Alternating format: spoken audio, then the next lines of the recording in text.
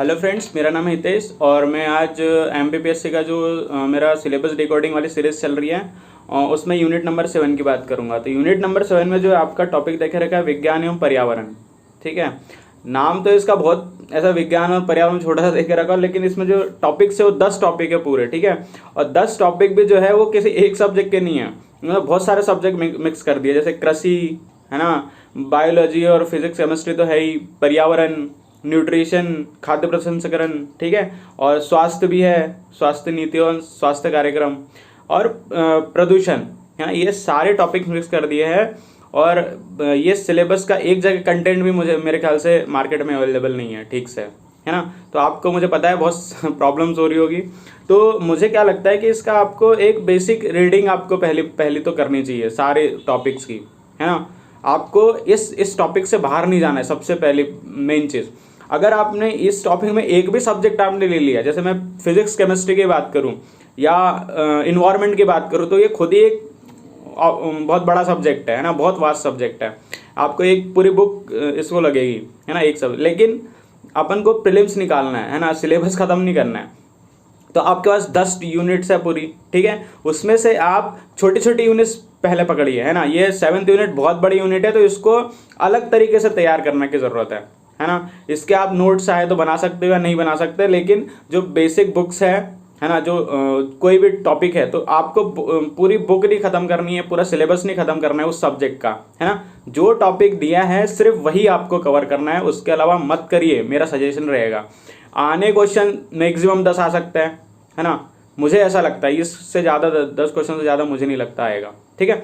तो इतने क्वेश्चन के लिए आप इतना, बाकी जो यूनिट्स है 9 यूनिट्स है, या मैं मान लो एक आध यूनिट और बड़ी से हटा दूं तो 8 यूनिट्स है, उसमें आप फोकस करिए। जो एमपी वाला पोर्शन है उसमें फोकस करिए, जो 10th यूनिट है उस पर फोकस करिए, पॉलिटी पे फोकस करिए, ठीक है।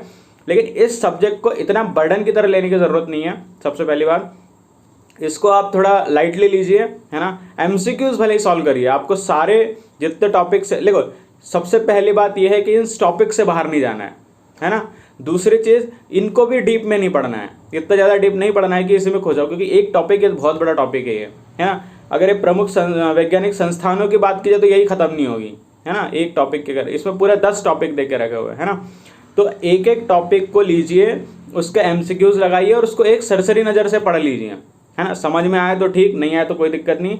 आपको सिर्फ क्वेश्चन के आंसर सही होने चाहिए, नहीं आ रहे तो आप रट्टा मार लो, ये कर सकते हो। लेकिन इस 7th यूनिट के पीछे मत पड़ जाना, इससे बाकी सिलेबस छूट जाएगा।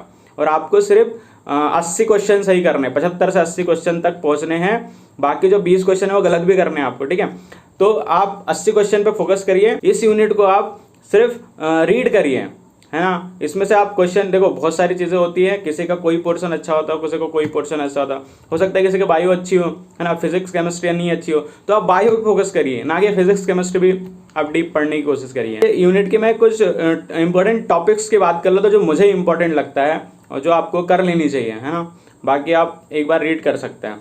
जैसे विज्ञान के मौलिक सिद्धांत है, तो आपको ये आपको कहीं ना कहीं आपके बेसिक बुक से पढ़ना पड़ेगा। आपको अगर मार्केट में कोई अवेलेबल है बुक, तो इसको बेसिक सिर्फ ऊपर ऊपर से पढ़िएगा, आपको कि कब कौन सा सिद्धांत किसने दिया, किस ईयर में दिया और उसका क्या यूज़ है ना, ये बेसिक, है ना। तो इससे ज़्यादा डीप नहीं जाना, क्योंकि अपने पास 9 टॉपिक्स और पड़े हुए हैं। तो भारत के प्रमुख वैज्ञानिक संस्थान, उनकी उपलब्धियाँ, उपग्रह एवं अंतरिक्ष प्रौद्योगिकी। तो आप जैसे देखिए, इसमें मुझे लगता है करंट अफेयर से ज़्यादा इंपॉर्टेंट क्वेश्चन बनेंगे। एक तो बेसिक वैज्ञानिक संस्थान है, तो ये कब बने, उसके पहले अध्यक्ष कौन है और प्रेजेंट में अध्यक्ष कौन है, ये 3 चीज़ें हो गई। इसके बाद इनकी उपलब्धियाँ, तो ये उपलब्धियाँ जो है वो करंट अफेयर से आएंगे, है ना। ऐसा नहीं आएगा कि उन्होंने 1950 में कब बनाया था, 60 में क्या बनाया था, है ना, 70 में, ऐसे नहीं। करंट में अभी क्या बनाया है ना, जिसका सबसे ज़्यादा टेक्नोलॉजी का यूज़ करंट में ज़्यादा होता है। तो आपको ये देखना है कि करंट में इनकी उपलब्धियाँ क्या है ना, उस पर आप फोकस करिए, है ना। और उपग्रह एवं अंतरिक्ष प्रौद्योगिकी, तो ये तो जनरली सबको पता होता है कि क्या क्या पढ़ना है ना, कि उपग्रह अभी कौन भेज रहा है, कौन सा उपग्रह कौन भेज रहा है ना, पहला कब भेजा था। अंतरिक्ष प्रौद्योगिकी, तो अब ये अभी नया डेवलपमेंट क्या है इन चीज़ में, है ना, अंतरिक्ष प्रौद्योगिकी में कोई प्राइवेट कंपनियां खुल रही है, नहीं, है ना। अपने भी अब कमर्शियल व्हीकल अपन छोड़ रहे हैं। नेक्स्ट 2 टॉपिक जो है वो इन्वायरमेंट से है ना, पर्यावरण और जैव विविधता, पारिस्थितिकी तंत्र। तो अब देखिए, आपको सिर्फ ये 2 टॉपिक तैयार करने पहली प्रायोरिटी, है ना। आपके पास टाइम है, आपका मन है, आपको लगता है कि सफिशिएंट नहीं है पढ़ना, तो आप पढ़ सकते हो, कोई दिक्कत नहीं।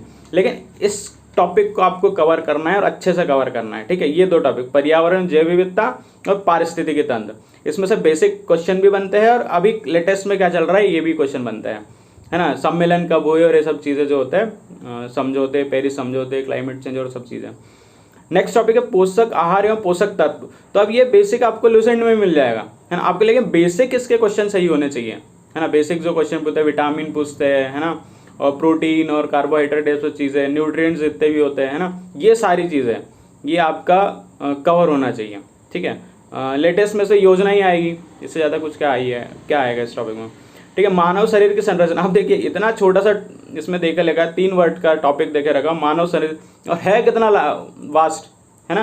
तो आपको सिर्फ हल्का सा रिवाइज करना है। आप इसमें लूसेंट का भी यूज़ कर सकते हैं, है ना। बेसिक लूसेंट में जो दिया है उतना पढ़ लिया, है ना। जैसे कम टाइम के अकॉर्डिंग बता रहा हूँ, आपका ज़्यादा टाइम है तो अच्छे से पढ़िए, मेंस के अकॉर्डिंग भी पढ़ सकते हैं, कोई दिक्कत नहीं है।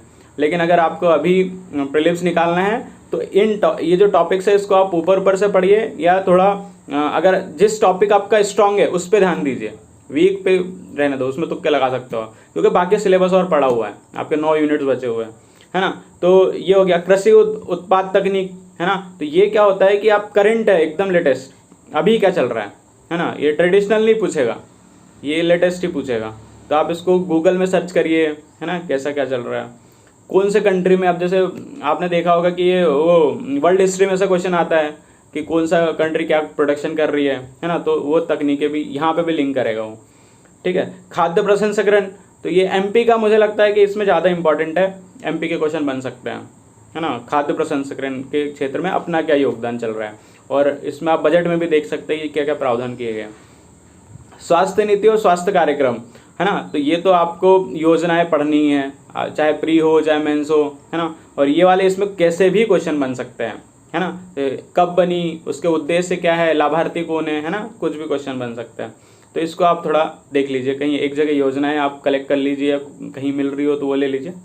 प्रदूषण और प्राकृतिक आपदा में प्रबंधन, तो ये जनरली जो क्वेश्चन होते हैं ये साइंस से लिंक करेंगे, है ना, बायो केमिस्ट्री से लिंक करेंगे, प्रदूषण और प्राकृतिक आपदाएं, है ना। तो ये अब प्रदूषण कितने टाइप के होते हैं, ये बेसिक, इसमें मुझे लगता है इसमें बेसिक क्वेश्चन पूछेंगे कि प्रदूषण क्या होता है, कितने टाइप के होते हैं, किससे क्या होता है, ओजोन का डिप्लीशन है या कार्बन डाइऑक्साइड से हो रहा है, ये सब चीज़ है ना। मृदा प्रदूषण के आर्सेनिक से प्रदूषण और फिर उससे रोग, है ना। ये 2-3 चीज़ें मुझे लग रहा है इंपॉर्टेंट है। बाकी तो इसको आप एक सरसरी नज़र से रीड कीजिए और एमसीक्यूज़ पे ज़्यादा फोकस कीजिए, और एमसीक्यूज़ में भी आपको कोई अच्छे से बुक लगा लीजिए और बस उतने से हो जाएगा, ठीक है। Thank you.